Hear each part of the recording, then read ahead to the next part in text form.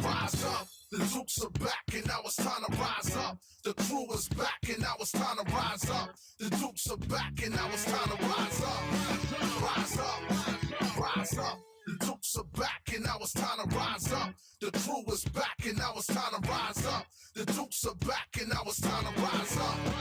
Rise up. And welcome back to the D's on Fire podcast. I want to start off by welcoming Alec again. So it's going to be a continued co-host now already. Good start, 2 weeks in a row, but Yeah, great groove we've got going on. And I want to open up tonight's pod with the Duquesne Duke of the Week, Megan McConnell, who's the only player in college basketball, either men's or women's, to have 2 triple doubles so far this year. She's also leading the conference in rebounds, steals, assists. Basically, she's averaging a double-double with points and rebounds, and then she's got six assists and I think 3.5 steals a game. So that's just a ridiculous stat line of averaging. And all for like to have 10 rebounds a game as a point guard is just absurd. she sounds like a better version of Russell Westbrook who can shoot, and probably the teammates like her. So that's probably a bonus. there is that good aspect to it. Don't want her traded or in the transfer portal or anything. No.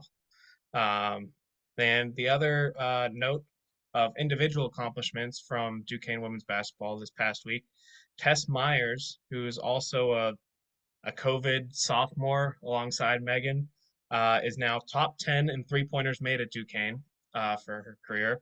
And obviously, having this only be counting as her sophomore year, she's got quite a few opportunities to grow on that. So two great Duquesne Dukes from local ties, really doing great work for the program. Do you think is that like I know you don't have like the pace numbers for that, but 10th sophomore year, if she's going to stay all 4 years, obviously. Yeah, I would think so. First? Is she on pace for first?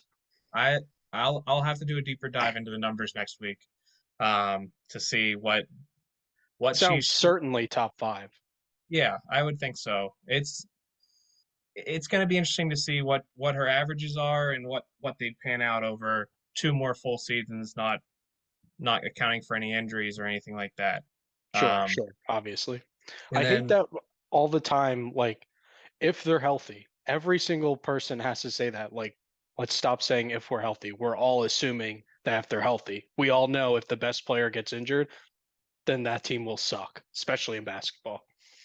And speaking of that, the game that I just watched the women's team play against Kent State, their starting center was out all game. Not sure what the reason is yet. Gonna find out probably in the post-game press conference, which I haven't listened to since the game wrapped up about 15 minutes ago.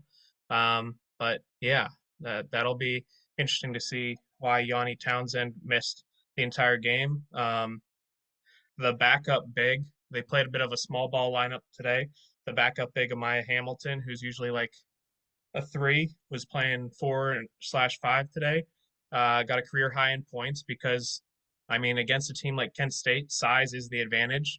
And even though Amaya is not necessarily like anywhere near a stereotypical big for us, she was able to use that size, get down low. I think she ended up with 26 points tonight.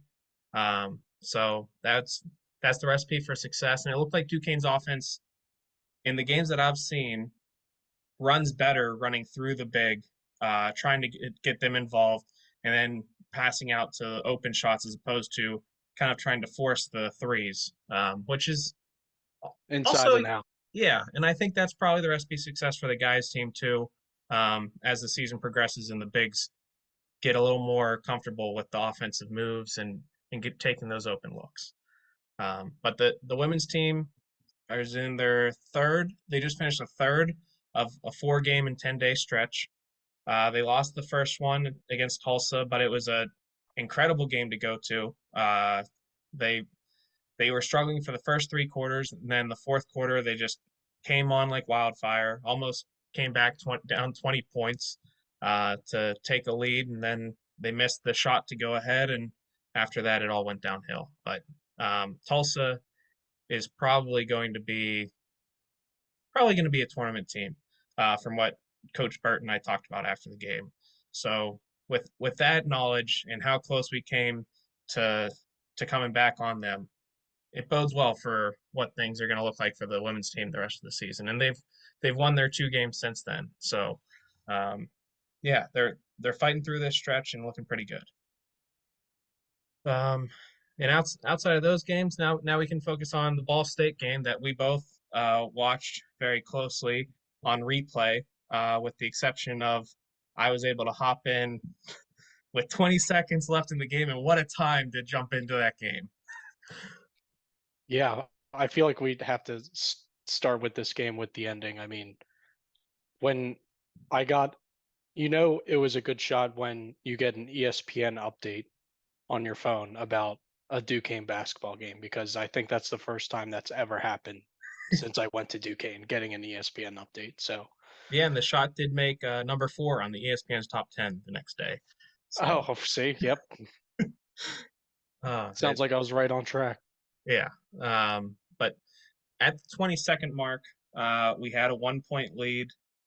I felt good because Dan brought, all right, we've got a good defensive team most nights. We've got a lead where I feel comfortable. And then, I mean, I think it was Sellers that drove basically like full speed and got the and one. And then they had a 2-point lead with 12 seconds left, but it deflated the building getting an and one there after feeling good just a few seconds earlier. And then, I mean, the play didn't go as planned. That's I was definitely. gonna say, like, what do you think the play call was? Because that's what I was about to say. Like So from my that, I don't know. understanding, from listening to the post game and listening to Day Grant in an interview that was done a few days ago, maybe yesterday, um, the play was intended to get Day the ball to have a possible look, and obviously the focus was on him not being able to touch the ball, which kind of threw the play out of funk. Trey said he got the ball, tried finding an open man, then realized there's only 3 seconds on the clock. And earlier in that game, he was able to pump and get the guy to commit to jumping in the air. So I think that was his plan, because he pumped, I think, 2 or 3 times before he released the ball. A ridiculous shot. Ball State, I think, has had 2 or 3 games now where they've lost on like a similar situation where it's just like the last play of the game just goes the wrong way for them. And this one in particular, there's nothing else you could do as a defender there.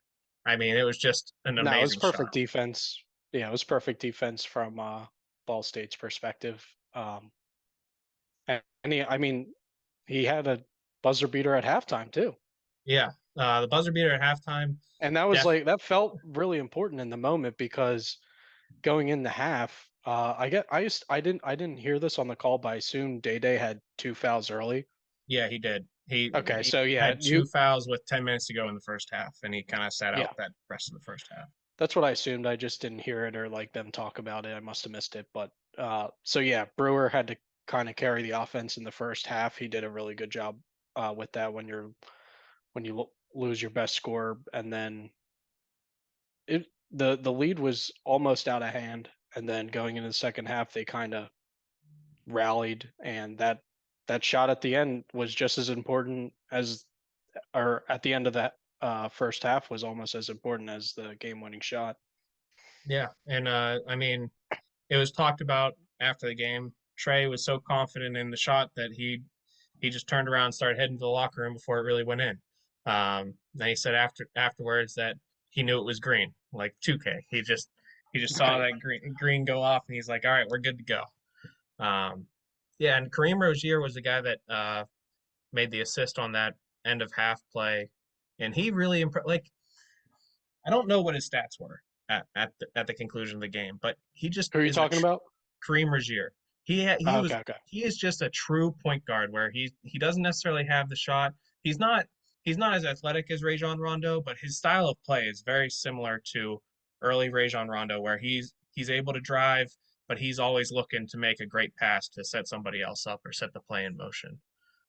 Yeah, I mean, he had 3 assists in 14 minutes, and the assist uh, Clark had the most assists in 34 minutes with 4. So I mean, that kind of just gives you a glimpse into the type of game that you're describing. He's looking for the pass as opposed to for a shot. You know what I thought was interesting at the end of the game was because I thought so. The more I watch Dixon, the more I'm like falling in love with his game. I was kind of shocked he wasn't on the floor to end the game. They closed with Rotrov, Rotrov, yeah, and Williams. yeah. Well, Trey is basically getting all the 4 minutes. So he's What do you think about that? Because I don't, out of the front court, I think the better starting lineup, better front court, in my opinion. And again, this is 2 games in for me, but I like Rotroff and Dixon. And I'm not really, the last 2 games, I haven't seen a lot from Williams, in my opinion. I think Trey is a good small ball big, like a good small ball five. But the issue is we don't really have a four right now because of all the injuries. So in Rotroff and Dixon both don't have outside shots to their game. So I mean Trey is not necessarily the best 3-point shooter, but he still has something where if he's left open in the corner, he's going to make it. Okay. I So haven't seen him take many threes, but I right, guess, yeah, like he didn't have any attempts in this game either.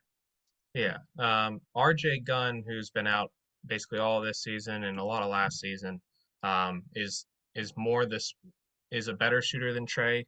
He would be the ideal kind of four with on Because I think offense.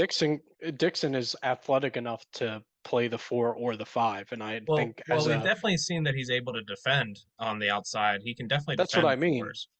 So Um, I like defensively, especially like Rotrov can be the rebounder, right? Like we talked about how he's the best rebounder on the team, and then Dixon kind of, and he was pretty good at playing at the 5 too in this game, but I think he could play the 4 or the 5. I think he's um, flexible enough to play either position. yeah, But I it guess is. offensively, you're right. He can be a little limited by not having that range, I Yeah, guess. and I mean another thing with Dixon is he's even though Rotroff is definitely the best rebounder, Dixon's definitely the best interior defender too. So Oh, for sure. Yeah, it might be a situation where Dambrot doesn't want to take him away from that aspect of being the interior force on defense. But that I mean, if he works on it, and especially the off season, but like this season, if he continues to develop, yeah, that could be a great lineup with Rotroff at the five and Dixon getting more minutes at the four. and the more I think about it, I had all these thoughts, and then I have them written down, but I'm remembering my own thoughts. So defensively, that's kind of the team's weakness. I feel like at guard, and so by having like a more of a defensive front court, I think might balance out the team a little bit more, and not having your Williams kind of, let's just call him the offensive 4 and Dixon the defensive 4. That's essentially what we're saying. Yeah, I don't know. I just feel like from a front court perspective, we need to focus on the defense because at the guard position defensively, that's definitely our weak spot. yeah, it is, but I don't think it's as weak as I don't think the guards are as weak, especially if it's McGriff and Clark on the at the two and three. That's Um, fine, but I mean Brewer is going to start, right? And yeah, so so Brewer Bro, at that size, like it doesn't matter how like hardworking he is defensively. Like at that size, you can only be so good on defense. I will say Dambrot did mention that in the post game that he feels like that's the aspect of the game that when Kevin fully gets his legs back and is able to get back into I don't know if you know this part. He had an appendectomy before the year started, No, like right before the season started. So that's kind of why he wasn't able to practice or play for the starting few games. And that's why he's kind of like getting his legs back under him. Um, so that's Dambrot fair. said that once he's fully back into game shape, he thinks that's the defensive part of the game is the part that he's kind of missing because he's focusing so much on being the offensive force because they do need another shooter, and that's what he brings when he's on the Yeah, court. yeah, Um, and I will say, Rozier, I liked his defense too. Honestly, even though he is a smaller guard, he's he doesn't seem like one that gets beat off the dribble very often. Um, I yeah. don't know. I like if we had a lineup full of shooters, I think he might be the starting point guard on the team, and I think he will be a starting point guard on the team moving forward next year and the years after that. But um, I mean, Tevin Brewer brings a 3-point shot that's absolutely deadly, as does Day Grant. 4 or 5 in this game. Brewer was from Yeah, 3. and Day this game in particular, I felt like he might have forced some shots more so than previous games where he's kind of Yeah, where the offense comes to him. And I think that's because of his limited minutes, and he really wanted to make an impact on the game when he was out there. And I felt like that might have contributed to it a little bit yeah. I didn't like. He definitely had some questionable takes. in the Day second did. half. Yeah, yeah. I didn't really like some of his shot selection, but he was I mean, I think part of that was he had to sit so long in the first half. He's like, I gotta make up for my shots. Got to get my shots in that I missed in the first half. So Yeah. I don't know. Yeah, Um, but good thing we had Brewer and Clark, obviously. yeah. Let me go through my thoughts as I'm reading them in the notes. So the first one I wrote down, the Purple Cloak of Defense award that Day Grant was supposedly given for his performance last game. That's got to be a pimp coat, right? That's got to be what that is. Yeah, or like sign of royalty. I don't know. I don't Purple's like know. the sign of royalty. So Yeah, is I there a guess it could crown be with like it? I guess it could be like a cape thing. You're right. I was once they said coat, or cloak. I think it was cloak. So yeah, it might be Cloak like is a a strange royalty. word. Yeah. Yeah, The only time I've heard cloak really before this, it was Harry Potter in the I was about to invisibility say cloak. it's if you don't Yeah, say Harry Potter, yeah, that's yeah, exactly what I was that's really thinking. the only time that I've heard cloak used before. Um, and then the players on Ball State that stuck out to me was Sparks at number 5, who they game planned on. They doubled a lot. And Dan Brought mentioned post game, and I agree with him. When they doubled him, that was the best their defense have played. When they were keying Yes, in on him, that was 100%. But they played terribly on Sellers on his drives and wide open shots, who is the lefty guard, and then Coleman, who is the St. Louis transfer, um, just killed us on the 3 ball. He's a good 3 and D wing. And the guy, he didn't really make an impact on the game. But another thing that I noticed, number 3 on Ball State with the super short shorts that he like rolled up, yeah. and then had to keep tucking his shirt in to emphasize how short he liked his shorts. Man, what a throwback to old time basketball there. I feel yeah the last like 5 years, I feel like the shorts just there are guys really they're really playing that line. They get shorter every season. We might see some Dick soon. Who knows? Yeah, and George Mason's one of those teams that seems to like the whole team seemed to really like wear Yeah, short shorts a few years ago. I'm not sure if that's still the trend for them, but that's one of the memories I have whenever we play them is their uniforms just seem to have that old style short shorts. Um, I'm going through some of my notes here, and one that has me like laughing that I wrote it down. Can Rotrov stop goaltend like doing obvious goaltending? He will block a shot and it would have hit the backboard like 2 full seconds, and then he just swats it off the backboard. It's like, dude, that's clearly goaltending. He did it in this game, and he did it against Santa Barbara too. yeah, I was like, these are obvious goaltending calls. yeah, and the one in this game was really bad because it was Eh, nowhere near going to That's what I a mean. basket. Like That's what I no, mean. I'm like, what are you doing? It's not even cool. yeah. So Well, yeah, I'm that not was even just a saying it funny wasn't funny close to note. being a block. Like if he had let it go, Right, I it don't would have even been know a if it would have miss. hit rim. I Yeah, don't think it would have. exactly. Uh, Yeah. another note I had just on physical appearances, Sparks is only listed at 240. That guy was pure muscle. There's no way he was only 240 at that height. Yeah, he was intimidating looking. Like he is the movie character like star athlete build. Like that's who he was. Right. Like a And Monstar, like yeah. yeah, and like I don't know. I feel like he definitely seemed heavier than Calvin Johnson was in his heyday, and he's got like 5 inches on Calvin Johnson. So Are you insinuating I'm or just saying that are you doing insinuating here, if you know I what I don't mean? know. I'm just confused why they list him at 240. I think they wouldn't want to shortchange him on weight um, as an interior guy, but I don't know. I don't know why you'd list him lighter than I thought he would be. I have Um, another dumb question. Why are all of our games at home? so I think that's mainly because they're trying to show off the new facility. We And have 11 home games in a row. 11. I know, and it was even worse last year, I feel like. Um, but yeah, no, and when we were looking into the schedule, it was the Kentucky game, the neutral site game, which is basically a home game, that Dambrot did allude to that he might not do anymore at going to Akron, playing at LeBron's old Mhm, stomping grounds finally. mhm. So that would be nice because it's never televised, so you can't like it's not on ESPN Plus or anything. It's just like a radio game, Yeah. and the gym can only hold like 1,000 people.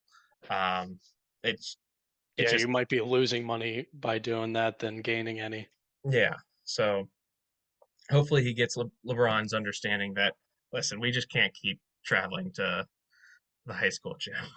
Well, once they have, I'm eyeing up going to a Dukes game in person against St. Joe's. Yeah, So that's on the that's on in the the tickler horizon. file. That's in All the right. tickler file. Is your coworker the St. Joe's fan going to be there? We'll see. I didn't bring that up to him, but it might be a good idea. So because now that I have an inside scoop on this Duquesne team, hopefully we just beat the shit out of them on their home floor. Yeah, that would be ideal. Um, Also, I mentioned this before the podcast started. I found a website that goes over RPI and net rankings.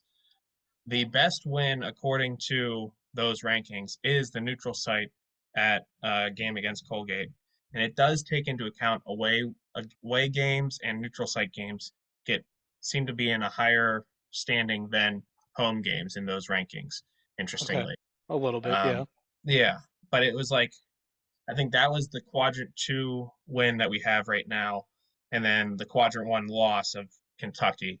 Um, and then all the other games were basically in quadrant three or quadrant four for us uh, Okay, right now.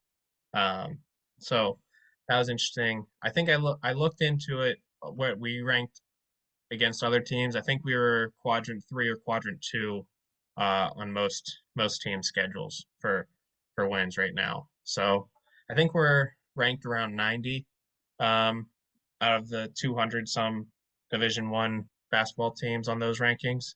So I think there's room to grow. I think we're third or fourth in the A10 right now, according to those rankings.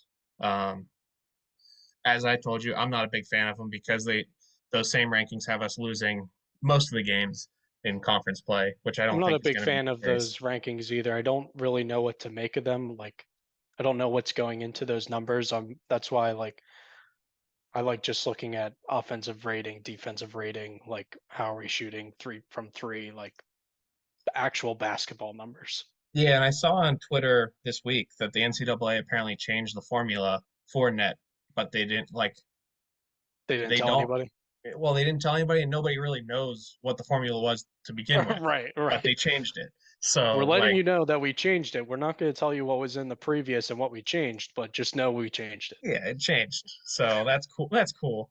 Um, let's see. Speaking of stats, I have a few interesting ones just overall as a team ranking. All right. Um, so, and the reason why I was so focused on defense, because I'm seeing that's kind of our weakness. Defensive rating, we're 14th in the A10 ranking, 104 in defensive rating. That's 295th in the nation. Awesome. Offensively, we're elite. first in offensive rating at 116 points per 100 possession. That's first in the A10 and 13th nationally. All right. So the opposite of what Dambrot said he was going to try and build the team on when he came in. But you know That's what? yeah. So It is working right now. So a good offense can beat anybody. So if we get hot, but that just might be we'll see once the A10 schedule starts. Obviously, I think that's when these numbers will really matter. But that's kind of giving you a peek into what type of team we might be. yeah, and I mean, hopefully getting healthy and having more a deeper roster. Uh, Yeah, they that should had hopefully improve those numbers. yeah, and they interestingly in the post game they had Coach Drew Joyce join Dambrot. And this was the first time another coach joined Dambrot in the coach segment of the post game press conference. They asked him about the defense of struggles, kind of, and what they do to try and fix that.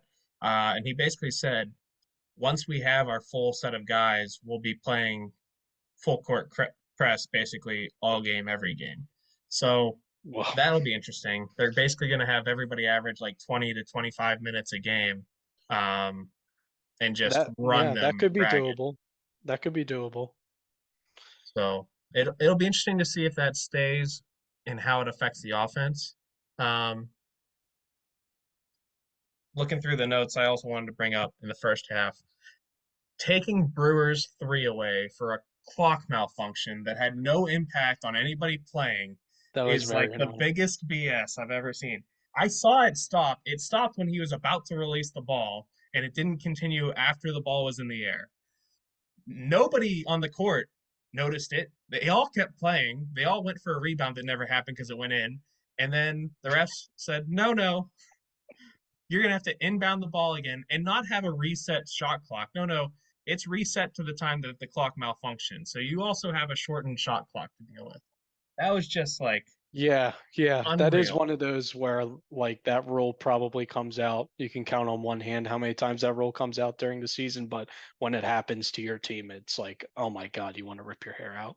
And they couldn't, I think they ruled it an inadvertent whistle, which I think Yeah, was cover because they realized that like they shouldn't be able to stop the play based off of a clock malfunction, especially right. because I was thinking, conspiracy theorist a little bit, you could have a huge home court advantage if you could do that.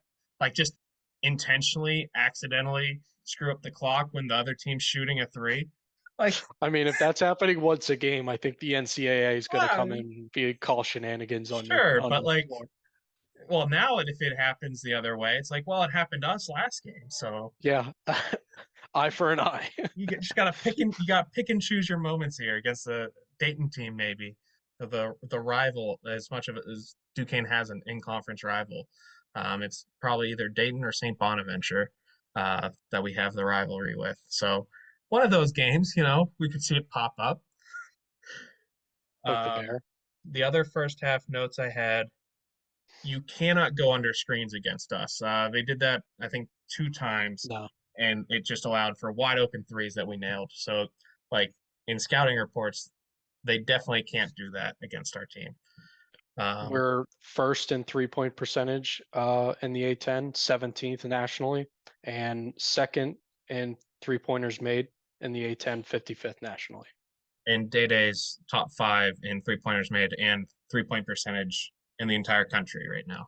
So that's Yep. cool.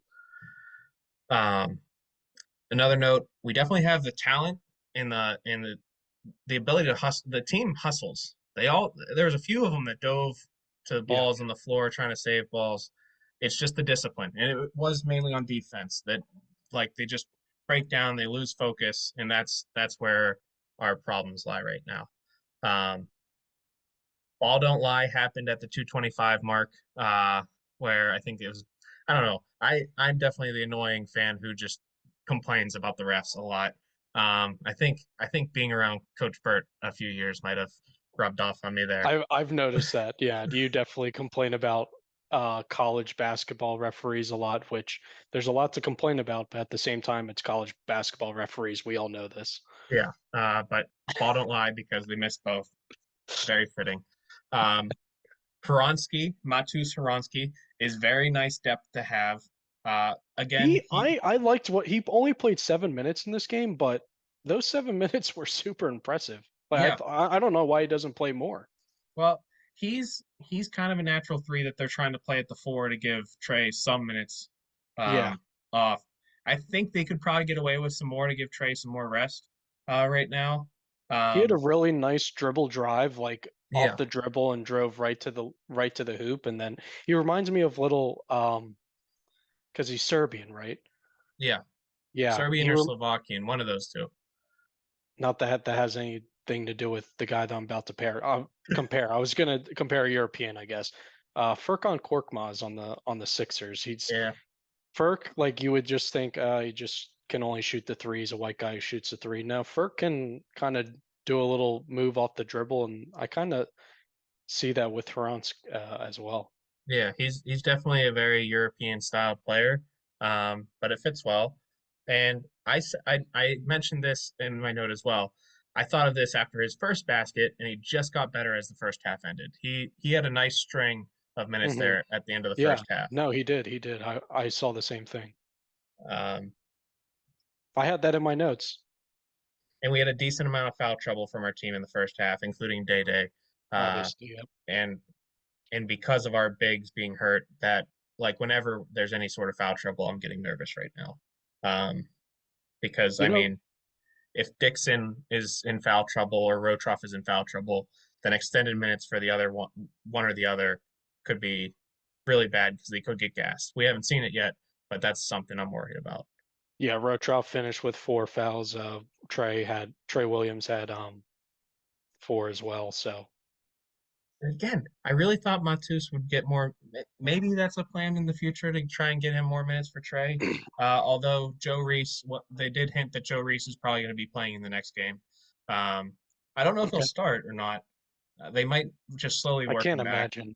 Yeah, Um, yeah, I mean, Dave Dixon has looked really good. I mean, Joe Reese looked really good in his first few, and he looked a lot better than Dixon did when Dixon was a sub. But I don't right. know. They look pretty even now. And I mean, Oh no, Dixon's the future. yeah, So I like a lot what I'm seeing from Dixon. The only thing I could think of reason why he didn't finish the uh the game on the floor with the game on the line, he had 5 turnovers in this game, which I was surprised about. We had 11 overall as a team, so he had almost half of them. okay, But even 11 as a team, when you yeah. think That about it, that's pretty good. Like we're taking care of the ball no, really I well. mean, especially compared to last year, this is night and day. Yeah, We're pat like the assist numbers might not be super high, but the ball never is like an ISO play. It's always everybody touch seems to touch the ball on just about every possession, which is really nice. Uh, so we average 11 turnovers a game. That's first in the A10, 39th nationally. So we're taking care of the ball. okay, first isn't good. All right, I was gonna say 11 First is good, first. first Like, good. all right, Yes. I was gonna I say have that. to make sure when I'm sorting that the numbers are descending or ascending. But yeah, and Yeah. all I'm doing all these stats by Basketball Real GM. So if that's it seems like a pretty reliable source and it's the most up to date where you don't have to wait a day for all the games to be over. You can just once the game is played, it's updated. So All right. That was all my first half notes. Did you have any other notes from the first half that you remember? uh no, we kind of touched about all of it. Brewer, carried us in that first half with Day Day being out. Yeah. Um Um, and just like keeping the deficit manageable in the first half was really that was the biggest key. um, this first note that I have for the second half is interesting, based off of what you said earlier about Trey, you not liking Trey's minutes necessarily. Um, I love the hook shot by Trey in the post, like where he backs down the guy and just turns and does the little hook. It's just I'm unstoppable. The little soft touch. I love that in a big. Mike Hughes did it. Marcus Weathers did it. Trey's doing it. I love that offensive play. I don't know See, why. I think that's kind of where we differ on this. Like that's why I prefer Dixon. I don't really love that shot. I mean, he can make it sometimes, but I haven't seen enough where that like he's a net plus more than a net plus from Dixon at the four, in my I, opinion. That's fair. It was just I think it's more so You're just that old school. You're just old school. So I you am. like a classic hook shot. I do. It's just an unstoppable shot if you master it. They can't block it. Uh, um, Dixon is such an athlete is my very next note. I think that was I think that My was next he note on here. rebounded. I think he rebounded and went the full court. Like Yes, just dribbled down the full court. I think that was the comment on that, which was ridiculously impressive. and he had I have him my next note for Dixon. He caught an alley oop. Love that. Right. I mean, love that. I Love the said greatest play in celebration. basketball last podcast. I mean it. I took that as a note. I write it down because I love the alley oop. Um, I have one note that says Day Day Grant is so damn good. I think that was the mid-range shot around the free throw line that he took that gave us the lead again. Mhm. Um, another I w- referee complaint. What a terrible late foul call on Dixon at 11:55. And I remember this one specifically because they waited until the ball hit the floor that he missed the shot before they blew the whistle. And it was a ref from the opposite angle, terrible angle. And if you watch the slow-mo replay, there's no way there was a foul. No way. There was I don't no body contact remember whatsoever. specifically what play Oh, you're talking about because oh, I didn't write down the times, but you sound passionate about it. That's for sure. I mean, they did a slow-mo replay. He like came from behind, hit the ball. There was no body contact whatsoever, and they still call it bailing a guy out because he missed a layup. Whatever. Um, My other Dixon note here. So I this must have been all in sequence because I have it in one. So he caught a lob, and then right on the defensive end had a great rotation on the weak side of a pick and roll, and or no, that was before the lob. So he had great defense, weak side pick and roll, and perfectly timed. We talked about it earlier. Perfectly timed double teams. That was the best part of their defense in this game, and Dixon was a part of a lot of them.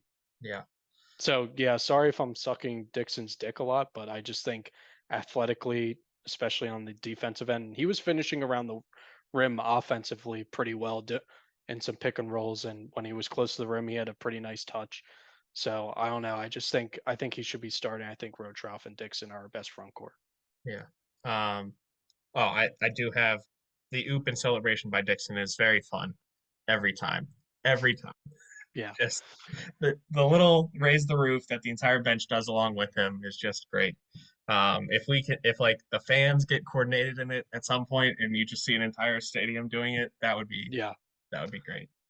Um, uh, I'm not even gonna mention this one. It was another ref comment that Day Day was fouled on a three and it wasn't called. It happened like We at could the do a left whole left. podcast on Frost's complaints with Listen, referee calls each game. it's so frustrating when I watch. It's just so frustrating. Um, the Dambrot norms for Duquesne, comebacks and close games. That's just it. So we're just never gonna. We've blown I think one or two teams out this year, and Yeah. we've had two comebacks now of like 10 points or more. Um, So so North Florida, Colgate, close games. South Carolina State was the blowout. Alabama State blowout. yeah. Santa Barbara 11-point victory. Well, That's just a solid win. we extended that towards the end. Yeah, that was a That's close just you game just for a call little that a while. win. You just call that a good win. Yeah. Um, But yeah, Yeah, and Colgate, we had a big lead, and then Colgate chipped away at it, and it was terrifying. And I watched the end of that game because one of the fans in the arena, because it was the neutral site game, did a periscope, and I was able to watch our like very terrifying collapse and horrible I mean, old time video game graphic. Really, you couldn't tell what the players were. You could just tell the teams based off the color of the jerseys. oh god. Yeah. Uh, Do you have any preview on this? Oh wait, we shouldn't talk about preview for Marshall. No, Never mind. I haven't done any research on it aside from what I heard in the post game press conference, which is their coach basically developed uh, this kind of style of play on offense that people have taken over with I don't know. Dambrot was raving about him, how he's like mastered this offensive game and how they average like 80 points a game, and it's just going to be a ridiculously tough defensive matchup for them, and they're going to really have to improve if I they think want I to have a did. chance of winning. I think I did take a glimpse into their two top players are like scoring over 20 points a game at the guard position. So I think, yeah, he's right. Sounds like we're gonna have our hands full. So hopefully, Clark. I think Clark in this game not only did he hit the big shots, but defensively, like he's definitely our best wing defender, I would say, Yeah, uh, he from he the guard definitely position. is. This game was great because this is the first game he really hasn't gotten into foul trouble, which Yeah, allowed him to play more. Um, yeah, Trey played at VCU his freshman year, and he was a defensive menace there. And I was so excited to hear that he was coming to us because I knew that he'd at least handle the defensive side of things. And I mean, if you're coming from if you've played at VCU, you've got some great athleticism to you too. I mean, that's just kind of how they recruit. So I yeah, was he's excited. he's at 1.8 steals a game, which is fourth in the A10. So Yeah. Uh, and then I just have Sellers, Coleman, and Sparks were by far the best players for Ball State, yeah, and they probably will be just about every game that they play. Um, it just seems like those three are definitely the leaders of that team. yeah, That's really all my notes from the game. I mean, it was a back and forth game. It was tight throughout. Uh, I don't necessarily think that if we played our A game, it would have been a tight game. I feel like we have a higher potential than they do, based off what I saw, because it felt like their guys had a lot of games that were above average, um, offensively, yeah. and we definitely did not play well defensively. So we kind of let them get those opportunities. Yep. Um, And plus Day Day, we missed Day Day for right. basically half of the first half. So a full quarter, he was just totally off the floor. Having your best player not out there, it's Yeah, gonna hurt and a little he bit. didn't play the whole second half either. So like his minutes probably dropped like by at least 5 to 10 minutes than his usual average, in Yeah, this I'm game. sure I'm sure he plays probably 35 minutes a game. I 30, 35, probably around there. Yeah, that's what I'd say. He was Um, at 25 in this game, so. yeah, that's 5, 10 less. Um, all right. Uh, But yeah, that's yep, about it for notes from me as well. Just but both teams shot the lights out. I mean, yeah, 40 we shot 47% from the field, 50% from three. Ball State 54 from the field, 47 from three. So yeah. it And was Ball just State it was was just shooting one of those games. It was a shootout. Whoever got the last shot won, literally. literally. Uh, and Ball State, I think, were above 60% from the field at the end of the first half, which just Yeah, kind of that showed sounds right. like That sounds right. how ridiculous the offense was and how bad our defense was. Um, all right, so I did promise the folks back home, all the great listeners that we have, that we'd dive into some North Dakota basketball this week. And I'm not going to do a deep dive into all of North Dakota high school basketball. There's just one player this week that I dove into, Joe Hurlbert. He's the North Dakota Basketball Player of the Week for the D's on Fire podcast. He went to Enderlin Area High School. He was a three-star prospect center, 6'11", 220, which really, when I was thinking of North Dakota basketball players that like would be well known, it was a Tall big, white tall guys. white guy, Yeah. 100%. Yeah. Uh, stereotype maybe, but man, I nailed it. Uh, he was a three-star prospect on top 24/7, signed to Colorado. It's his freshman year. It looks like he's probably redshirting because he hasn't gotten any minutes, but Colorado was talking about maybe him getting minutes possibly this year because the area that they don't have much depth in is their bigs, apparently. Um, he was a three-time All-State selection, two-time Gatorade Player of the Year for North Dakota, all-time leading rebounder for the state with just under 1,500 rebounds in his career. Shot 40% from three, which I was really Oh, surprised to hear about. Averaged 25 points per game. Uh, and God, I it mean, must be really cool to be just like a good high school ball player. yeah, Honestly, that's all like I would want. Just if you were good in high school, you can just relive that glory day the rest of your life. just living as a character in One Tree Hill. What a dream. Yeah. Uh, I will say, for a team to join, Colorado is going to be a great school to be at right now because Dion prime time joining the team. Their football team's going to be amazing. Probably going to bring in athletes in the other athletic programs too because I mean they're going to be a fun school to be at. Yeah, and I'm sure Dion will definitely go to some basketball games there, no question. Yeah. So yeah, that will Uh, just be really cool. yeah. So those are my main notes from this part. And we're gonna time travel a little bit for all you listeners. And the next time, in the next seconds here, we'll be listening to the end of the Marshall game and watching the end of the Marshall game, and giving our takes about how that game's going. Yeah, it should be interesting multitasking because I just do way too much preparation for this podcast. But yeah, it'll be fun. Get some live reaction for towards the end of the game. All right, Well, live for us. yeah. Now I just have to find transition music. And we're back from just seconds ago.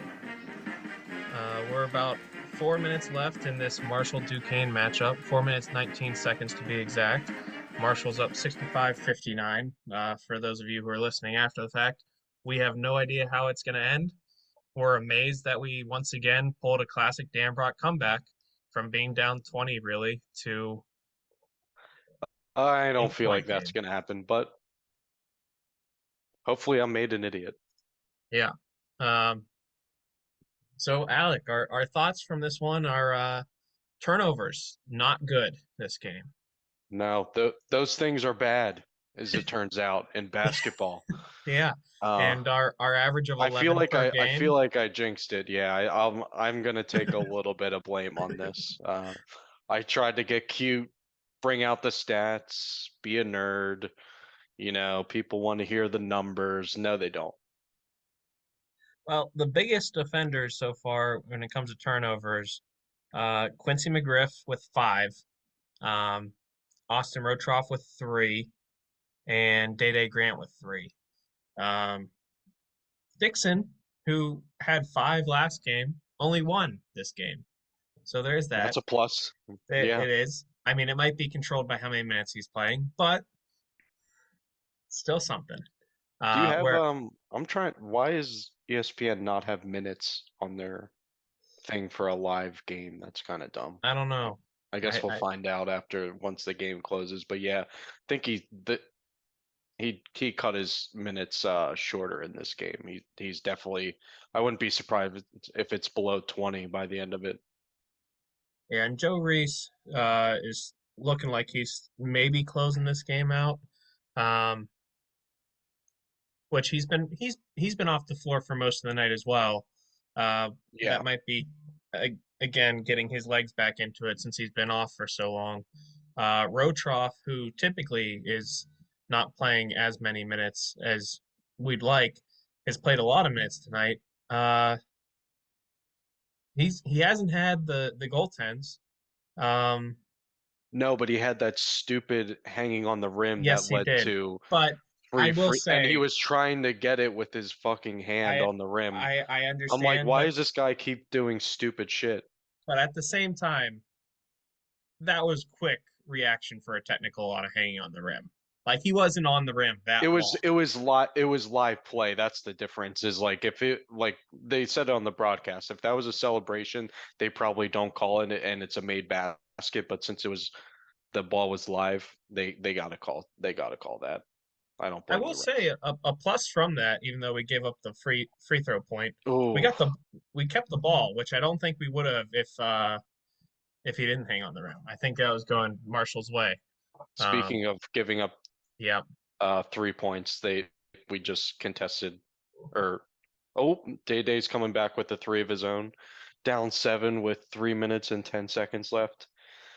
That we were saying it before we started recording, like the fact that this is still a 7 point game with 3 minutes with the way the first half ended, I'm not gonna say impressive, but it's making things interesting at least.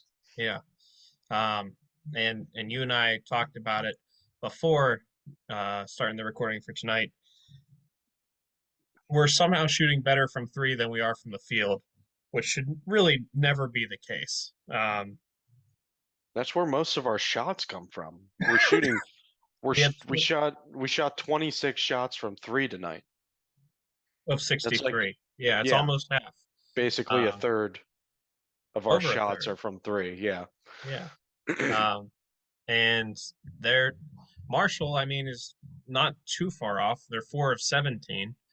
So they're shooting worse from three, shooting better from inside because they've had so many layups and mid-range shots that weren't really contested after blowing by guys. But overall, we're definitely defending better than we did in the past few Yeah. games at the And guard spot. they said it on the broadcast too. Like especially when the game opened, you could see there was an emphasis on defense. I think both teams kind of knew that offense was the strength. Good 3-point shooting teams, and you want to try and turn the tide defensively. Absolutely. And man, it is so hard to podcast and watch at the same time because those offensive rebounds again.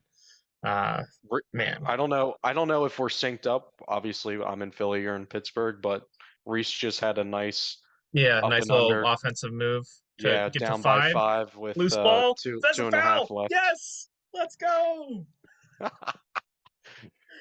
This will be I an can't do it interesting live. I'm podcast. sorry, folks. I if I've told Alec before, if I'm taking notes, I'm rewatching the game because the initial time I'm watching the game, I can't turn the fan off. It's I just no. I have a Word document up with notes, bullet points, so I can't. no, I'm not the same. I have no notes from this game. Well, Uh, someone's got to do the work. I mean, we can't both be fans. Someone's got to analyze. I'm just kidding. yeah, I mean, I have my instant reactions. The good So news yeah. without taking notes is I'm not going to itemize all the incorrect calls by the refs this Oh, time thank around. God. That is funny. But But yeah, right now we're watching Brewer live at the free throw line with 2.5 left. Fucking misses it. on 1-1, oh, Yeah, that hurts. and What were your thoughts of the first half while we're watching the end of this game? so I mean the first quarter, I'll say it this way, which you weren't able to Right. watch as closely. I Hmm. honestly felt like it was the start of an NBA All-Star game because despite the shooting percentages now, at that point, that that was a clever soccer pass. I think that was intentional. Uh, uh, I can't tell if you're talking about the first half or right now I'm when you talking say about right now. Sorry. Joe Reese was on the floor, and I'm pretty sure he intentionally kicked the ball out to a teammate while on the floor. Uh, Unfortunately, it didn't lead to any points, and we just gave up a basket. But the first half, the first quarter of the game felt like an NBA All Star game where, like the team, this is so funny. both teams were running up and down the floor, making Yeah. shots, pretty efficiently, much more It efficiently seemed than. back and forth. I mean, I was on Yeah, my phone commuting home from work. But it seemed like it was back and forth in the beginning of the first yeah. half. I think the largest Trading lead blows. probably during that point was like 5 or 4 point lead during that first 10 minutes of the game. Then the second 10 minutes, at some point, we stopped making baskets and we could not stop them from scoring, and that is what led to the huge lead. Um, I mean, That like from I wrote it down like I would say 5 minute mark, maybe a little earlier, but from 5 minutes until the end of the half, I mean, they were just transition points were just we were bleeding transition points, yeah, fast break points I for that remember after Marshall for made the Marshall. first Marshall made the first basket in the second half, and the announcers mentioned they're now on a 20-2 run. So it was literally the end of that entire half. Yeah. Was just brutal. Um, And most of those points came from transition. They were doing transition threes. getting to the rim. I mean, I felt like out of those 20 points, maybe half of them were just fast break points, just not getting back on defense. Yeah, I mean, points off turnovers is like Trey's Trey's had so many opportunities to really like. Trey has had a better game, and we talked about it a little bit before the pod. I was fully prepared and still fully prepared to talk my David Dixon over Trey Williams. This is a bad timing for that argument. Uh, But you prepared because for it, so we are but gonna I'm hear it. yeah, we'll get to it once the game once the clock hits zero, but right now Dixon 0 of 2 for in this game. Don't have the minutes on ESPN like I said earlier, but It hasn't been many, yeah, hasn't been many. He's especially in the preferred second half. I don't think I've seen him out uh there at all. alley-oop for Marshall. Yeah, this game's over. Again, transition, just like not getting back on defense quickly enough, focusing, which I mean, at this point, we're focusing on trying to get points and not letting trying We're to get the rattled. offensive rebounds. Yeah, we are. I mean, this team has been tested before. I'm not going to say like they don't, we've made comebacks, had 1 point, multiple 1 point, one basket victories, but This I is don't a know. better They look team that they're up against tonight with yeah. that. Yeah. And I was interested in how this game would go because going into it, it did seem like they were evenly matched. I think I saw we were only like 1.5 point favorites going into this game. I checked that yesterday. I don't know what the line closed at, but can't be too far off of that. Yeah. And I mean, I think that's all right. Turnover for Marshall, which is rare. I think those points in our favor was based off of us having home court advantage too. So Sure, I absolutely.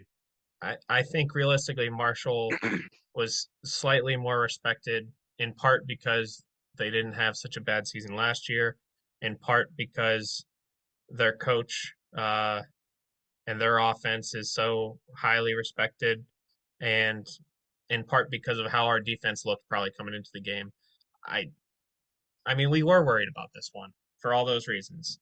Um, Both these teams seemed kind of even um, offensively going into the game, and I think we already pretty much the difference is just the turnovers. Like if you're evenly matched on offense like that, you can't give the ball up, which is shocking as we talked about earlier in this episode. Like they're pretty good about taking care of the ball, so it's kind of shocking to see from this team. yeah, we held Marshall's strength down, which is their 3-point shooting, and they Right. held one of our strengths down, which is our lack of turnovers.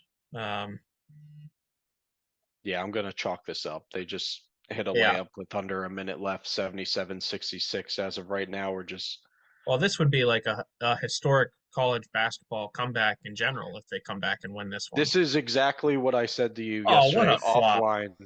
Ugh. offline. I said I don't want this to be a 10-point lead for either team because the other team is going to think that they're still in this game and they're going to foul the fuck out of each other and we're going to be here for another 15 minutes for this game to be over when there's 46 seconds left in game I time. I agree with that sentiment. That said, that guy just threw his head back as he was running. That was Boo an hoo. NBA foul. But trying to see who just got subbed in, but they're off the screen. Got Looks like Rozier. Rozier, who's probably just picking up a foul. This is we have to keep it on, but I would definitely turn it off at this point if I wasn't on a Duquesne basketball podcast. Right this very second. Yeah, uh, Rozier can't coming in just to get a foul because he had zero. So but some positives. Clark showed offensively that he has a little bit more in his bag. yeah, That was nice to see. He was hot. He got hot early in the first half and then kind of cooled off. Didn't really get many opportunities, and then start the second half. making all sorts of shots and even got to the rim a few times. Yeah, I think they mentioned earlier that he was averaging like 8 points a game. That is 6, I think. that's severely limited because of his minutes that he's been getting because of the foul trouble he's been in. Right. So like these last two games, I think are the actual norm when it comes to his offensive abilities and what he's going to contribute to the team. Um, as long as he keeps staying out of foul trouble. Wow, man, Brewer just hit a three, 27 seconds left, 79-71. he like I know it's wrong to compare like different players, but he and Tavian Dunn-Martin with that instant 3-point shot that they can just pull up from He's got a wherever. quick release, yeah. Yeah. But yeah, I'm looking at the box score right now. Clark is 8 of 18 from the field for 19 points, 3 of 8 from 3. Felt some of those are chucks, I think, Well, I know he towards the end missed of this two. game, I think he where he's missed trying to two or make three on that contested same. shots. He missed two or three on that same possession earlier in the game too, where Day passed up an open three to give it to Clark after he Mhm. missed one, and they got the offensive rebound. Um, But yeah, there were the middle portion of this game. There were Clark was hot, and he wasn't just shooting from three. Like I said, he got to the rim a few times, which that's nice to see. And it was off the dribble. It wasn't like a pick and roll or an obvious, trip yeah, to the lane. I'm just really surprised by the amount of shots that Day and Clark took because I didn't feel like they took that many, 18 each. Jeez.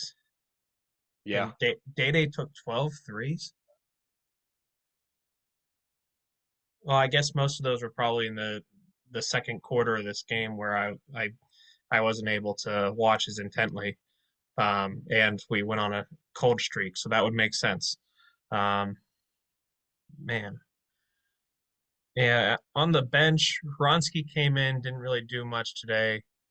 Um, McGriff was okay. He was solid off the bench. well, he He was did and he he did wasn't. his I mean, he had 5 turnovers. So yeah. like, we're talking about that being the difference. A few minutes ago, 5 turnovers was all Marshall had as a team, and he equaled that out in his minutes alone, which again we can't see, but I mean he couldn't have played more than 15 minutes today. Um, but aside from the turnovers, yes, he did great. But because that seems to be the difference in this game, it feels like aside from the incident, Mrs. Lincoln, how was the play? Um, no, Rozier didn't play as many minutes this game, which was kind of surprising. But I guess Tevin Brewer's kind of back when it comes to game shape, so that probably played a big role in the minutes that Rozier got. Um, and then McGriff is kind of the backup wing between Day and uh, Clark getting minutes off. So Yeah. that it does make sense that Kareem's minutes are directly related to Brewer because you can't have both of them on the floor at the same time. And I'm just looking at Marshall's box score. They basically just have like 6 players, but their 6 players are all contributing at a Yeah, decent level. 4 of their 5 starters in double digits. Frick's off the bench, 4 of 8 from the field. He's got 12 points. and they're one starter Again, that we have doesn't have 25 double seconds left in digits. this game, but pretty Yeah. close to the end. And their one starter that doesn't have double digits is their center who has 8. So Yeah. and he has 16 rebounds. Wow. Um, wow. Yeah, so we kind of talked about it off the pod. The stats that we were talking about prior to or for the Ball State portion of this podcast, we were talking about we're an elite offensive rebounding team, but horrendous defensively, and that showed in this game. All the offensive rebounds just felt like we're giving up 2 or 3 rebounds when it's really just one, but offensive rebounds just hurt so much more. Well, that'll do it. I'm hoping that there's no more fouls after this one. 17 seconds left. Marshall converts a layup to take the lead to 10 and has an and one coming, which was a light call, but oh well. Let's just move on, folks. Soft. It was soft. Like the guy Brewer wasn't. takes a three. Rebound, Day from the line. No. And that's game. Pretty much. And game. Now it's game. 82-71 is your final, folks. And we just had to bury the field goal percentage a little further there in the last possession. Yeah. Free throw percent, every percent is bad this game. Free throw percent, 52.9% from us. And then Marshall also bad, 53.3% from the free throw line. Man, like these are two great offensive teams. Marshall has 81 points. They shot 47.2% from the field and less than 30% from the three. And we got 71 points shooting 35.7% from the field. Like it's Oh nuts. fuck. That's makes me regret having to watch college basketball with percentages like that. You don't see that in the NBA. At least not too often. It can happen, but it's rare. Yeah. All right. So we hyped it up during the game, Alec. Let's give your statistical and analytical deep dive into the preferred This is lineup horrible of the Duke. timing. This is horrible timing. So let me refresh this box score. I want to see. Oh, of course. So the minutes column is coming up, but it's all blank. It didn't exist before, so this is progress. I'm gonna refresh one more time. Okay. So anyway, so yeah, I talked a little bit prior to the or recap in the Ball State that I don't know. I just think, and I'll learn more about Reese as he comes back from injury and see what his game is like. But as of right now, I think Rotroff and Dixon are best front court. Dixon especially playing the four. So I'm just gonna. We talked a little bit about Williams's what you thought is more of like the offensive player, and I'm describing Dixon as the defensive player. So I went into their stats a little bit, did more of a deep dive on kind of let's compare them as evenly as we can. So Williams is playing 24 minutes a game. This is going into the Marshall game, so this isn't including the Marshall stats, but 24 minutes a game, Dixon 16. So in order to even out those minutes, I figured, okay, let's look at their per 36 stats. So per 36 minutes, Dixon is averaging 15 points a game compared to Williams 11.6. Rebounds is even at 7 per 36. The live stats for that is Williams is averaging 5 rebounds and Dixon with 3.5. So I think that says more about Dixon being able to catch up to Williams per 36, where Williams you would expect him to be a lot, at least 2 rebounds greater than Dixon. Then per 36, Dixon is averaging 30 or 3.5 blocks, 2.2 steals, and Williams doesn't even have one in either category. Not even one. Per 36. So that's a huge difference. So talking about that offense versus defense preference. And then shooting from the floor, Dixon shooting 57% from the floor, Williams 48%. That's 9% difference. And then when you compare their from 2-point range, Dixon shooting 60% on twos while Williams is shooting 51%. So again, 9% difference. And so you said Williams, okay, maybe he can stretch the floor a little bit. Like if he has an open shot, he can make a three. Williams has taken 3 threes so far this season, hasn't made one. Dixon has attempted 2 all season. He hasn't made one. So that's a wash. And yeah, this is the last thing, and then I'll be done. Dixon's shooting 43% from the line. That's atrocious. Williams shooting 53%, atrocious, but Slightly better than 10% better. But so you would think, okay, edge to Williams, but he's gotten to the line 21 times compared to Williams, who's gotten there 13 times. And when you consider the 8-minute difference, I'm almost more encouraged by Dixon able to get to the line that many times in that 8-minute difference between the two of them, even though he's shooting horrendously, especially for a rookie. When you consider a rookie, like you don't, and he's more of a front court man, you don't expect him to shoot 80% from the line. But the fact that he's getting there is almost more encouraging to me. So I don't know. This is a horrible game to bring out these stats. I think Williams definitely had his best game that I've watched so far, and Dixon by far had his worst game that I've watched so far. But yeah, I thought those stats were kind of a glimpse into the type of players they are, and I think what this says is the potential for Dixon to be a full-time starter for this team, not only this season but going forward. absolutely. And one thing he didn't mention, I think we talked about it off the pod, was Rotroff is just absurdly efficient with his minutes going into this game. Oh yeah, yeah. Which is why you didn't bring him up in the comparison because he's by far and away the best player when it comes to No, efficient yeah, I minutes. was comparing who should start at the 4. That's really what my argument was. I think it should be Dixon. That's why I picked Williams to compare. Rotroff, there's nothing, I don't want to argue anything for Rotroff because he's clearly, like you said, being efficient.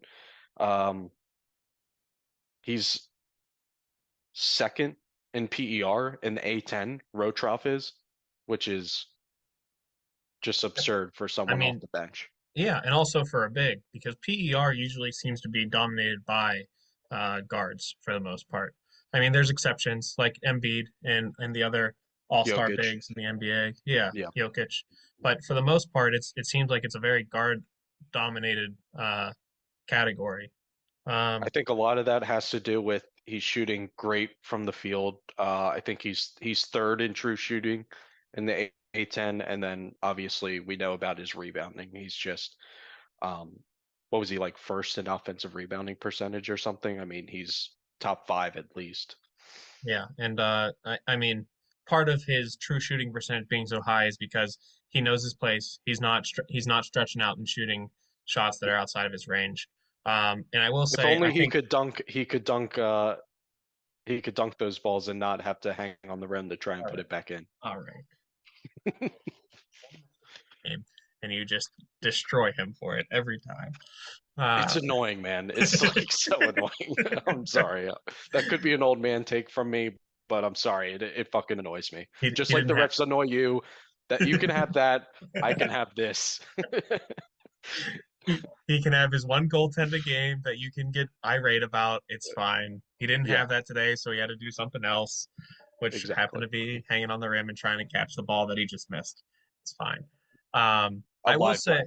I will say, I think the stats that you brought out are fair to show Dixon's ability to start on this team, but a lot of his minutes that he has played has been as a center and not as a four.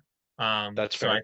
I think that that might also play into the role where if he is forced to play a four, he might not be as efficient, which very small sample size to the point that we shouldn't even be mentioning it.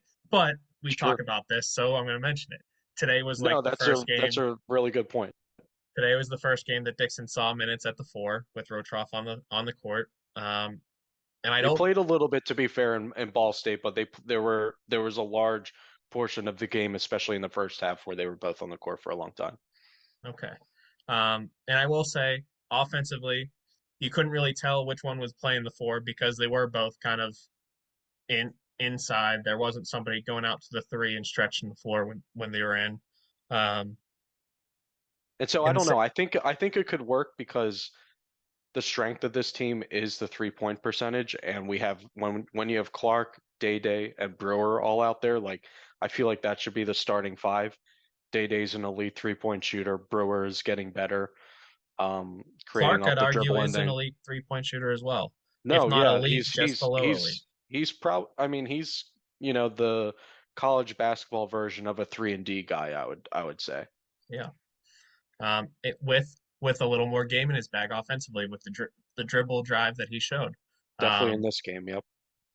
and yeah, I think the biggest question is if we go big, we need to we need which we have been doing. We need to get the offensive rebounds with the two big guys in there, and we need to be able to shoot and convert on those offensive rebounds, which didn't seem to happen as much this game as it has in the past. It seemed like a lot of the possessions, again, didn't take notes, but just from reaction from watching, it seemed like it felt like whenever we got offensive rebounds, we passed it back out and missed the shot again, and eventually the other team got it. So we didn't really convert on the offensive rebounds like we usually do today.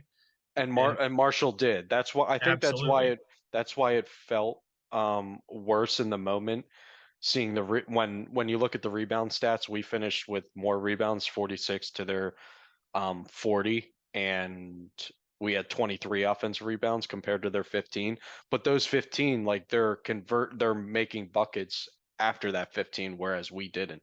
yeah. And the turnover battle that we've mentioned before, they definitely won the points off turnover battle too. So Yeah, got like crushed we there. Yeah. the only reason we were so close in this game is because we somehow shot 40% from three. Um, like despite shooting less than 40% from the field, we shot 40% from three. Which So is yeah. Yep, that absolutely. that keeps you in it when you don't have anything going, but at the same time, you it just does not seem like you should be relying on the three because you live by the three, you die by the three. Um, so I mean, And it's that can good. work if you take care of the ball.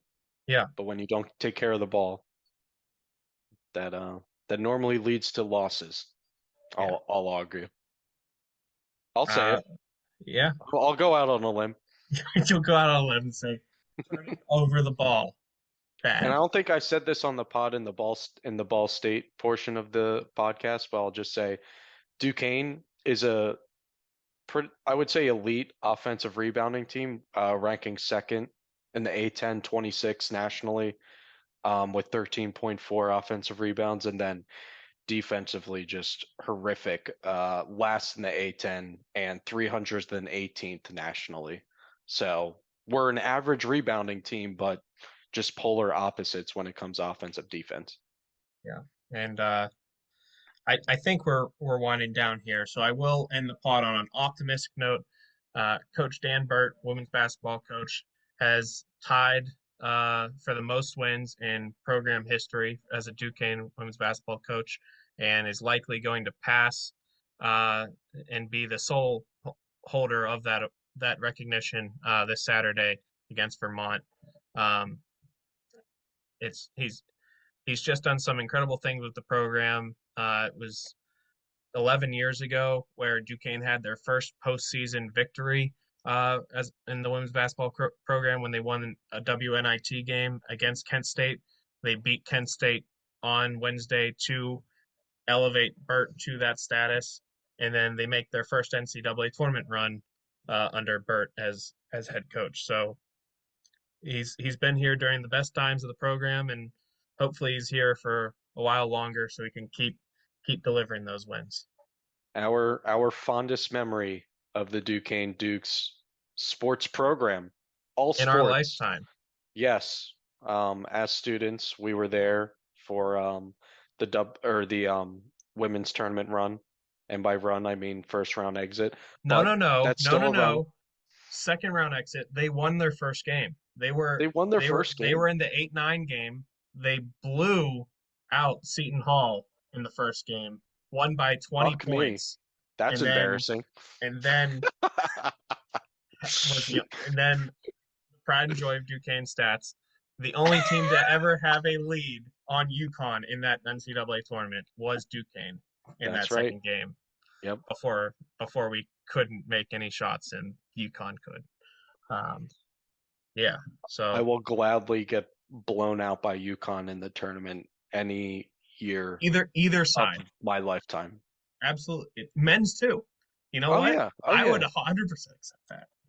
Oh yeah.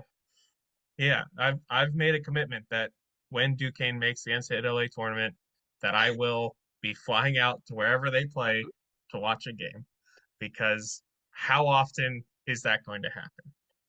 Hey, at least I just finished the PMT pod today. At least we're not fucking Georgetown giving You're right. away free tickets to basketball games to just beg people to watch their program, which is tough to hear. I'm a Philly guy. Allen Iverson, Georgetown. Um, Big East. yeah, Pride. Big East pride. Um, that was tough to hear. That was really shocking. That's really shocking. Yeah, and I will say I wouldn't be upset if Duquesne did that and I could just go to games for free. I'm I guess, but I going to throw that mean, out there. Uh, yeah, sure. Yeah, but yes, it is a reputational hit for a program that has such prestigious history as Georgetown to be at that point, is something. Um, yeah, hopefully Primo Spears is still doing well over there.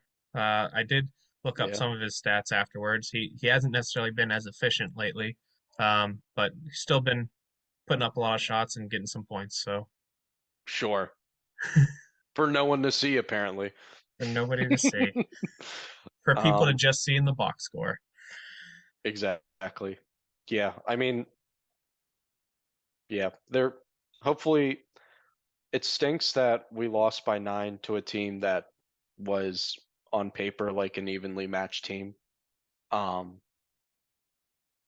too many turnovers, but I think if we clean those up, this could have been a closer game, and hopefully they can improve on that when we come through other stiffer competition, especially when it comes to conference play. Oh, I found this out after we recorded yesterday as well. Uh, Megan McConnell almost had another triple double last night. She was a few rebounds, actually no, a few assists away from Mhm. messing around and getting a third triple double. I was about to So say, didn't you say she was averaging like 10 rebounds a game? yeah, she got the rebounding mark again, got the Right. points, was I think 2 assists away, and also didn't have 4 steals like she usually does. She had 2, so slacking. Yeah, she was probably, well, I guess the kids don't go out to Southside, it sounds like anymore, because it's like you're afraid of getting shot now. So, No, but she did just have her 21st birthday a few weeks ago, so oh, okay, maybe she was downtown. Who knows? tequila cowboy maybe. Where did the Dukes go now? I mean, if Southside's closed. I mean, Shady Side was the like young alum section of Duquesne Dukes, so I doubt that's where they I'm go. sure. Look. I'm sure the Dukes were still going out to Southside and wreaking havoc. But Listen, it Smoking has been tough Joe's, to hear some of those stories coming out of Southside. yeah, Smoking Joe's is still around, but that's not the place you go to at night on the weekends. Um, my guess is that You you go probably there go to for North Shore. 40 boneless wings. That's what you go there for, right, Absolutely, Frost? yeah. Boneless barbecue 40. You heard me. I know you can't take them home. That's Oh my fine. God. Oh, Uh, no, my thought process though is North Shore has to be the place for the all the Duquesne people to go to. I guess, or Oakland, I guess, Oh but yeah, probably North Shore. But I don't know. Stinks. Just stinks. Because back in my day, Southside was where it was at, and you yeah. didn't have to worry about getting shot.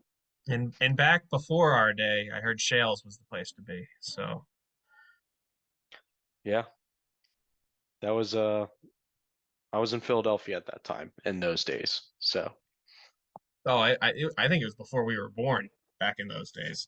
okay, Uh, so maybe before the womb. yeah.